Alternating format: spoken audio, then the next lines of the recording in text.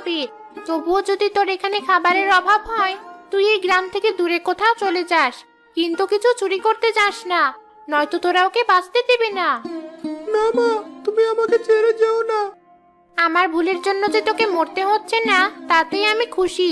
আমার কথাগুলো মনে রাখিস সব সময়। মা, দাঁড়াও।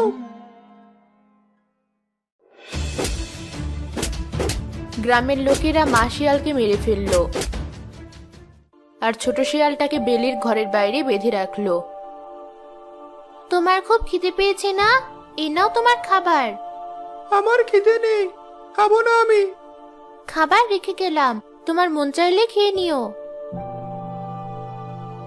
মেয়েটার কিছু না বলে চলে গেল।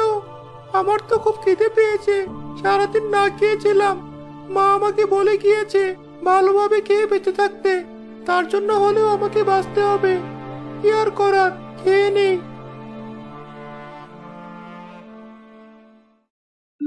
মা, কাল রাত থেকে আজ সারাদিন তো শিয়ালটাকে বেঁধে রেখেছি, এবার ওকে একটু ছেড়ে দিই। পাগল হয়েছিস? ছেড়ে দেওয়ার সাথে সাথে তো অন্যের বাড়ি গিয়ে মুরগি চুরি করবে, তখন তোর সব কষ্ট বৃথা যাবে।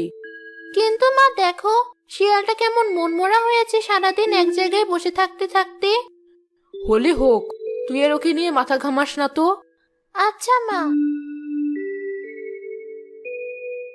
এই মেয়ে, শুনছো? তুমি আমার সাথে কথা বলছো? হ্যাঁ, আমার দড়ি দিয়ে বেঁধে রাখা বাটা ব্যথা হয়ে গেছে। তুমি একটু আমার দড়িটা খুলে দাও।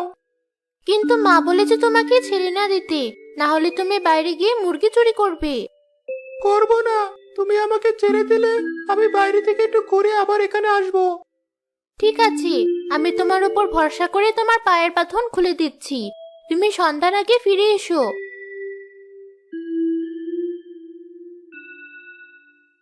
শিয়াল ছাড়া পেয়ে ছুটে জঙ্গলে চলে গেল তার বন্ধুদের সাথে দেখা করতে।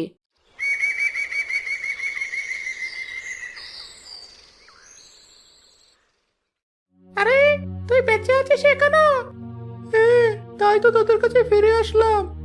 কেন আসলি ভাই? তোদের জন্য এখন আমাদের জীবনও ঝুঁকিতে। তোর বা